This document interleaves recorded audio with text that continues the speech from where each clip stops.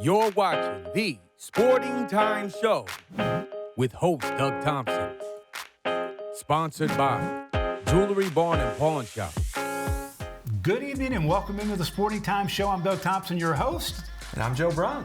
It's great to see everybody. It is beginning to feel like fall, Joe. Yeah, man. The temperatures are starting to cool off a little Thankfully. bit. Football's really kind of in full swing now. We're a couple weeks in, and it's looking good. It's nice. You know, we've got the volleyball thing going on. We've got some golf going on. Soccer. I mean, it's nice that everything is moving in the right direction. But things weren't quite as nice for you. No. Just a while back, Yeah. you weren't on the show because you had. Well, I had to go in for a little surgery. You know, just a little slice and dice. You know, a little in and out. Wasn't planned, but here we are. Those are not. Yeah, you don't like the non-planned surgeries. I mean, this is my first surgery. Yeah. Ever. So it's a different experience. Well, luckily you don't remember it. For one. No, I mean, not any of the I know you're time tough. in there. I know you're tough, but not that tough. But I'm glad that you're back. I'm glad you're feeling better. You're on the mends. But as you had mentioned, we've got high school football. Yeah. That has been going on. And one of the things, Joe, that I wanted to talk to you about and our viewers is week one, I think, was such an odd week. Yeah. Because never before, have these student athletes gone through what they have gone through, and coaches, and then to come out and perform in really a short timeline in a game situation. And, I made some notes. Some of the outstanding performances, one was from Barron County's quarterback, Jamison Bowie, I believe it's Bowie. How you pronounce that. Mm-hmm. He went 10 for 12, 174 yards in the air, 2 TDs with 0 interceptions. Pretty impressive. Any night that you can go without interceptions is a pretty good night as a quarterback. That's not easy to do, especially week one. That's when you're going to see kind of the mistakes. Yeah. You see throwing into coverage because you're thinking that your guy's going to be in a different spot, and then they kind of go a different way. Timing can be weird. So, to go week one, big game. Barron County got the win in that one. Yes, yeah. To come out and win and not have any picks, it's a good night. Yeah, it was very, very impressive. Of course, Jackson Arnett, the head coach of Barron County, was a quarterback at Monroe County High School. So, maybe he spent some extra time. Interesting enough, Jamison just started playing football his freshman year, and now he's a junior. Never played football before. So he's a fast learner. He's picked up. So congratulations to him. His receiver, Jamarcus Miley, had 4 receptions, 2 touchdowns, 124 yards. So he was basically 31 yards a catch. So, pretty good. Sounds like Jameson's found himself a favorite target, and that's always nice to have. One of the other star performances in week one that I wanted to point out, and you know better than anybody because you were there. I was there. Connor Cooper, the senior quarterback for Bowling Green, went 18 for 25, 211 yards, 1 touchdown, no picks. But Joe, as good a performance as that was against St. X, that wasn't the star performance. It wasn't, but give some credit to Connor Cooper. He's put a lot of work in here in the offseason to become really the go-to guy for that offense. Last year they were split, did a 2-quarterback system, and he really kind of claimed it by the end of the year. Now he is the guy. And even though he was chasing some loose balls on the ground on that first week, he still turned out a pretty good performance, didn't turn the ball over, but who did get some turnovers was the defense. Pitching a shutout against St. X first week of the season. And there's a lot of new pieces on that team, Doug. I believe 7 new starters on the Bowling Green squad. I did a stat for that game. 27 of the 31 forced turnovers that Bowling Green had last season graduated. So a lot of new production had to come in, and they performed well in week one against St. X. Yeah, and Joe, I don't think anybody would have guessed that Bowling Green would go to St. X and hand them a goose egg. I don't think many did, but I think they did. That's something that Bowling Green defense will come in. They believe that they can pitch a shutout in any given week. I think that's just the mindset that they have going in is that they can keep anyone off the scoreboard, and that's what they're going to maintain. Well, Joe, really quick, the junior kicker from Glasgow, Luke Allen, hit all of his 3 PATs. They win 21-19, And in golf, BGHS's Bowling Green senior Carson Meyer fires a 2 over par 74, top 10 in the BGIT. So not too shabby. Great outing for them. We're going to take a short break. All right. When we come back, more of the Sporting Times right here on WNKY NBC 40. You're watching the Sporting Times Show on WNKY 40. Like us on Facebook and follow ST on Twitter.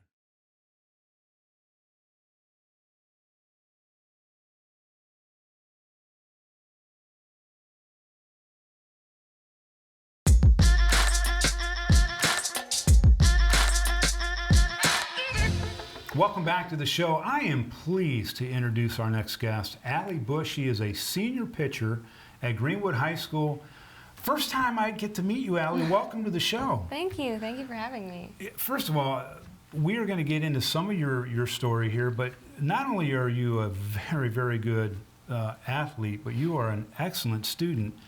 But, you know, we are just a few months away from starting high school softball. Yeah. And I know that you missed your season last spring, but what have you been doing? What did you do during the summer to kind of keep your arm fresh and stay in the game, so to speak? Well, one of the first things we did was my parents actually dug a hole in my backyard, and we went and bought some crushed limestone and filled it in to make kind of like a pitching area that I used, and it was really hard to get used to at first, but I used that whenever the weather was nice, so we didn't have to try to find somewhere to pitch because the gyms were closed, and that was one of the biggest issues was, you know, I found out we had 2 weeks off of season at first, and I was like, okay, I'll go to the gym, and I'll work every day there, and then a few days into it, they closed the gyms, and so we started looking for rock and stuff to put in our backyard. So we did that at first, and then I tried doing some workouts at home. I had some weights at home. But I tried to do stuff every day, whether it was different pitching exercises or just throwing or just weightlifting, stuff like that. But eventually you were able to get back with your club team and start to play. And what was that process like? Was that, you know, was it like, great, I'm actually going to compete, get out there and pitch against somebody? I was actually really, really nervous at first because usually I use high school season to kind of warm up and get ready for travel season. And so that very first tournament, I remember feeling so nervous, and I didn't pitch great, and I was really worried that my whole summer would be like that, but eventually things kind of got back to normal, and I got used to playing with my teammates, and it was a lot of fun, and it was nice to be back. You have got to be so excited about being able to play, you know, at this time, to see fall sports happening, to see things moving in the right direction, and to know that, you know, this spring you're going to be out on a diamond competing for a state championship. Yeah, I'm really, really excited, and I've actually been watching our middle school team playing a lot this fall, and it's just giving me a lot of hope to seeing that they're getting to play right now, and so hopefully I'll actually get a season this year, and I'm really, really excited for it, and the team's been working a lot, so I think we're going to have a great season this year. And you have been playing for as long as you could basically hold a softball, from what I understand. Brittany York was your pitching coach for a while, and you, I mean, talk about just the great pitchers from Greenwood and the great tradition of that school. I mean, it honestly feels like such a privilege to get to wear Greenwood across my chest every game, every practice. My mom is actually a teacher at Greenwood, so I kind of grew up going to the games and talking with a lot of the players, especially Elizabeth Moss. She was one of my mom's students at one point whenever she was pitching. And just getting to know them, it kind of put it in my mind that I want to play for this team. I want to be a great pitcher like these girls, and it's really an honor to kind of be associated with that program. Well, I know that Greenwood feels the same about you as far as the association. And I'm going to brag on you for a second because I know you won't brag on yourself, but you are the epitome of a student athlete. You have a 4.0 GPA, I think 4.2 weighted. You're a part of so many clubs and organizations at Greenwood. I know you're going to go back and go after the ACT again, but you fired a 32 on that thing. But just talk about how you balance school and athletics and all the organizations that you're in. What does it take to be a great student athlete? It takes a lot of refining a schedule. My mom keeps a very detailed agenda, And there have been times that I really have not been successful with balancing it all, and other times whenever I've kind of figured out how to make it work, and it's just knowing what to prioritize and knowing how much you can handle and working to push that a little more each time to take on more things. Well, I know you're super competitive because we talked a little bit about that before we went on air, but I had to. I kind of laughed a little bit to myself because at the very end of your information that you sent to me, you have a cappella. Yeah. So you sing as well as everything else? Yeah, I really enjoy to sing. That's amazing. It truly is amazing. Well, we have some good news for you. You have been selected the September Toyota of Bowling Green Scholar Athlete of the Month. So you will receive a $500 check scholarship in May. So congratulations on that. Thank you. And please come back and visit us again. Okay, thank you. All right, we're going to take a short break. Come back with more of the Sporting Time Show right here on WNKY NBC 40.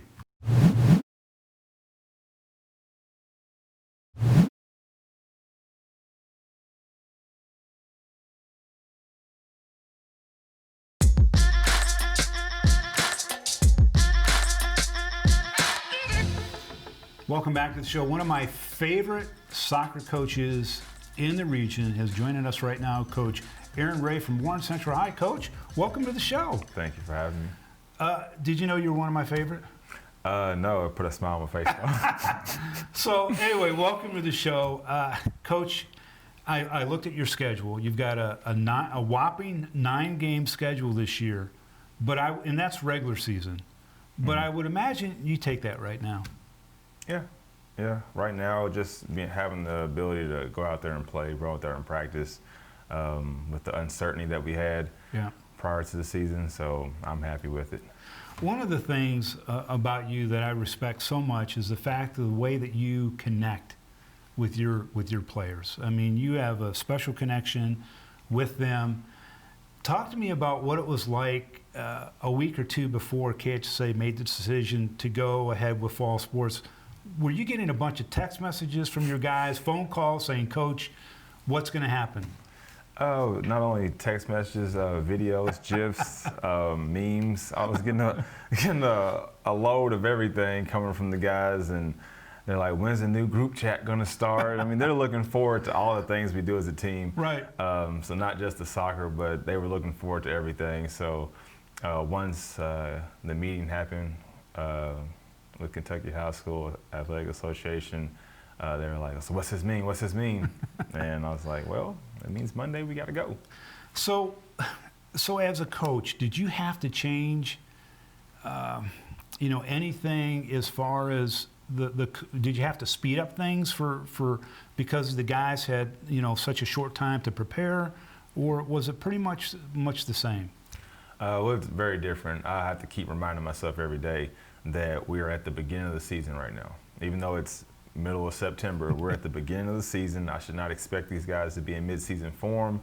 And I pretty much told them we are building up for October. Yeah. I expect them to be ready by October. So we're taking it slow, trying to prevent injuries, trying to be as healthy as we can, and just not going to be in a rush towards anything because we do want to have that postseason run.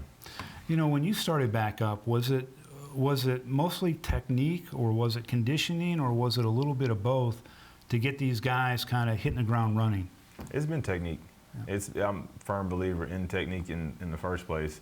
So getting them back in the swing of things, just properly passing, taking good touches was my main thing I wanted to kind of hammer in. We're still doing that even today. So that's going to always be my approach, and even more so this year.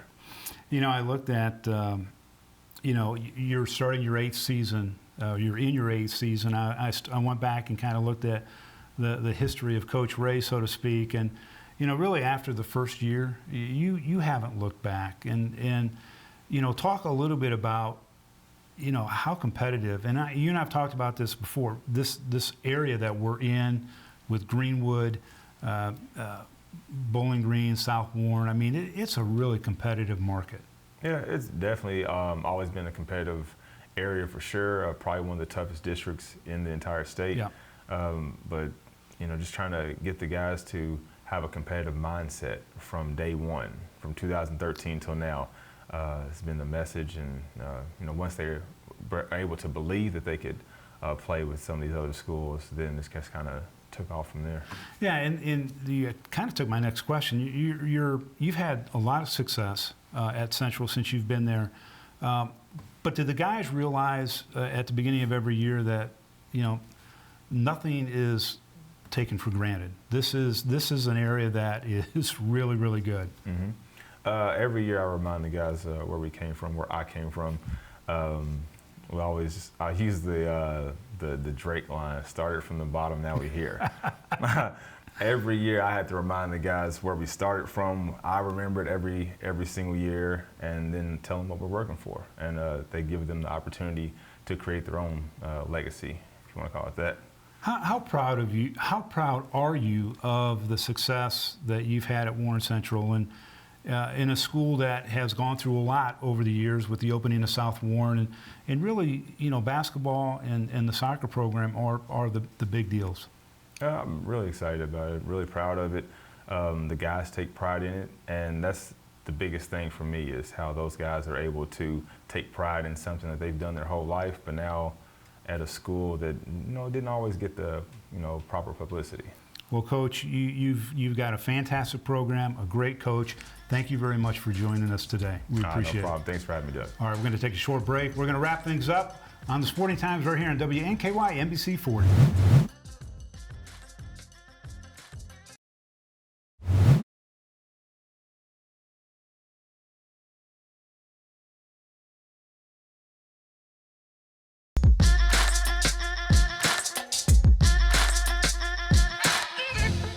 Welcome back. Joe, you and I get to pick 3 games every week that we think maybe our viewers would like to watch. And we've got 3 really good games this week, one especially. The showdown, the Warren County showdown between Bowling Green and South Warren. You and I have been around long enough to know what that rivalry has turned into. Yeah. You remember when South Warren was in a different class, and everyone was going like, boy, if only South Warren could play Bowling Green. And Bowling Green's ducking them. That's right. Everybody was saying that. That's right. Not anymore. Nope. Since 2017, these teams have gone at it. Bowling Green with the upper hand with a 3-2 win-loss in the series. But again, this year's is going to be interesting. It is, and I think there are some injuries on both teams that could end up being an issue, especially here in this regular season matchup.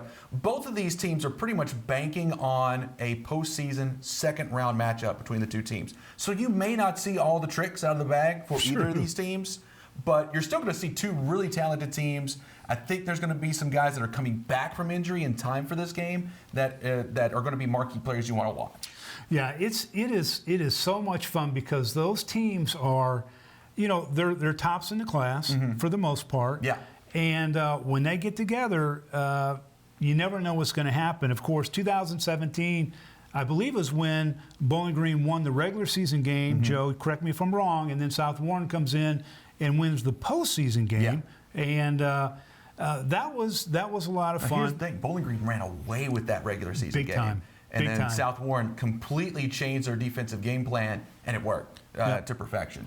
And really turned this from being, okay, this is just going to be another run over for Bowling Green every year, to being, oh, this is a rivalry now. Like, this is what we've needed in this town for a few years. And now we finally have it with Bowling Green and South Warren. Well, that's going to be a great matchup. Another really interesting matchup is going to be Logan County versus Hopkinsville. They host Hopkinsville. Before we get into that, we want to send our best wishes to Braxton Baptiste. He's a senior quarterback who broke his leg in the Greenwood game, Joe. And he is out for the remainder of the season. Man, you hate to hear that, but Braxton, get better soon, have a speedy recovery, and we're thinking about you. So with that being said, Logan County, like Coach Adler said, they've got to grow up quickly now because their starting quarterback is out of lineup. And here's the team. This was a team that was already trying to find their identity because they lost so many pieces to graduation from last year. Now they've got to figure out who their new quarterback's going to be, work him into this offense, and now you've got the good old cat fight with Hopkinsville that has been a pretty good rivalry. Once Logan County got back into the scene, Hopkinsville has kind of been the team that's been their rival as well. So October's hitting strong with 2 great district matchups, because that's a district matchup too. It is. And both of those games, they're probably going to see each other again. There's a good chance they see each other again in the playoffs. Yeah. But this will go a long way as far as determining RPI, district seeding, who plays where. Like, there's still a lot of implications in these games, even though I think all of those teams that we've just talked about are planning on seeing each other again. Well, Hopkinsville is 3-0. They have 18 seniors. They're feeling it right now. Very good squad. They had a good season last year. Logan County still has a lot of talented players. One is Anthony Rooster Woodard, who is just an absolute football beast. Oh, he's just an athletic beast. It doesn't he's matter, fantastic. It doesn't matter the field or the court you put him on. Yes. Kid can make plays. Yeah, he can. So we'll see how that game shakes out, but that's going to be a big district game. And the third game that you and I are going to talk about is Franklin Simpson hosts Russell County. Now, the first game of the season for Franklin Simpson was against the rival Russellville Panthers. Russellville Panthers have not beat Franklin Simpson since 2013, Joe. Been a long time. It's a long time ago. Yeah, been a long time. They win 14-12, and this is, Franklin Simpson could be 0-2 going into this Russell County game. Russell County could be 3-0. Yeah, I think a lot of people got caught off guard because of that result between Franklin Simpson and Russellville. So, this is a Franklin Simpson team that we've seen in the past have some issues sometimes at the beginning of the year picking up some wins. Yes. Can they figure things out as these couple weeks go along? Because they're still in the hunt for the district. They're still going to be in contention as far as they can start getting some wins. That's got to start this week against Russell County, because if it doesn't, that's a much deeper hole. Not just starting off 0 and a couple games, but that's a district team too as well, I believe. So, again, it's burying you deeper and deeper, making it much harder to come back, like Franklin Simpson has been able to do. They have 7 games. They could go 1-6, 2-5. Max Cheney's got his work cut out for him as a new head coach for Franklin Simpson. Joe, real quickly, I want to thank our guest, Allie Bush, senior softball player, and the head coach of Warren Central boys soccer, Aaron Ray. Thank you very much for being our guest. For Doug Thompson and Joe Brunt, have a great week. We'll see you next Saturday night.